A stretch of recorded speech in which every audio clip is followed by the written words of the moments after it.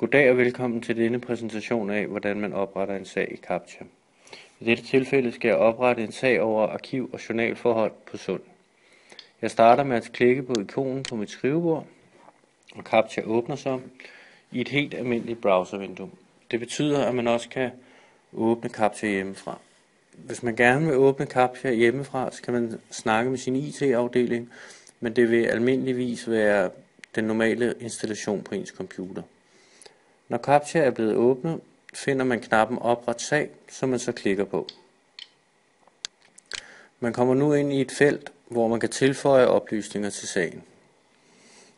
Man lægger mærke til, at de felter, der er markeret med rødt, er de felter, man skal udfylde. Først skriver jeg altså titlen ind i titelfeltet. Titlen kalder jeg ISTH på Sunds Institutter og giver den et årstal. Det er ofte en god idé at skrive et årstal ind på ens sag, sådan så man kan se, hvilken periode sagen omhandler. Det næste, jeg så skal have gjort, er at finde sagsgruppen.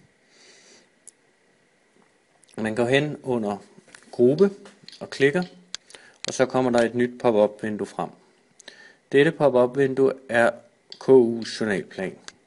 Her kan man oprette sager om økonomi, man kunne oprette en sag, der handlede om forskning, eller man kunne oprette en sag, der f.eks. handlede om uddannelse.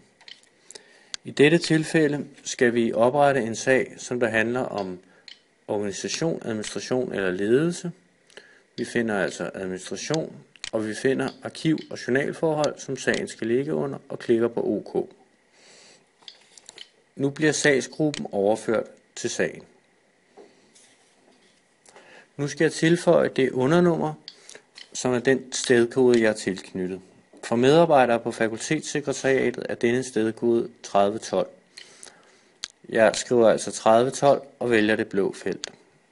Jeg skal også have tilføjet min egen enhed, og det er ledelsessekretariatet. Det hedder 3013, som jeg skriver og klikker på det blå felt. Så skal jeg have tilføjet et indblik på sagen. Indblik bestemmer, hvilket administrative medarbejdere, der kan se sagen. Jeg klikker på indblik, og en ny boks kommer frem. Her kan jeg skrive de indblik, som kan se sagen. Da der ikke er noget fortroligt over sagen, lader jeg den beholde pubkoden, som gælder alle CAPTCHA-brugere på KU. Jeg trykker på annullér, og derefter trykker jeg på gem, og så har jeg oprettet sagen. Hvis jeg går ind på min CAPTCHA-forside, som ligger der, kan jeg finde sagen under mine åbne sager. Her er den altså. Jeg har nu fået oprettet min sag. Tak for denne gang.